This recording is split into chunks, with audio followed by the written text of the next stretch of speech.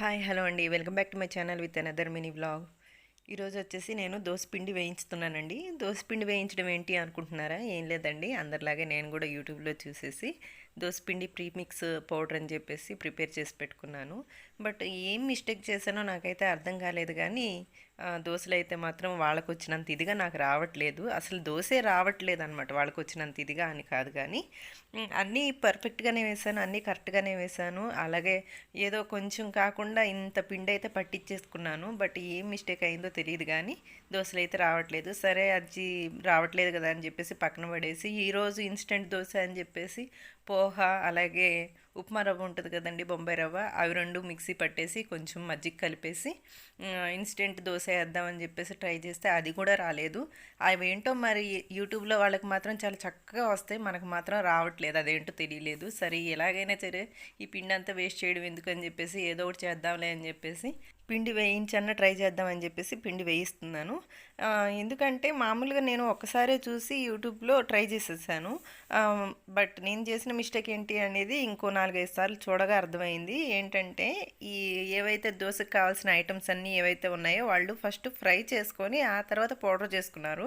నేనేం చేశానంటే అన్నీ వేసుకొని వాష్ చేసి శుభ్రంగా ఒక 2-3 రోజులు ఎండబెట్టి ఆ తర్వాత పౌడర్ చేసుకున్నాను అనమాట. నేను చేసిన మిస్టేక్ అదేనేమో, అందుకనే ఏమో నాకైతే దోశలు రావట్లేదు. బట్ ఫైనల్లీ ఎలా కలర్ ట్రై చేయగా ఇంకా ఈ మాత్రం అయితే వచ్చింది. బట్ దోశ టేస్ట్ అయితే రాలేదు, కానీ దోశ కలర్ అయితే వచ్చింది.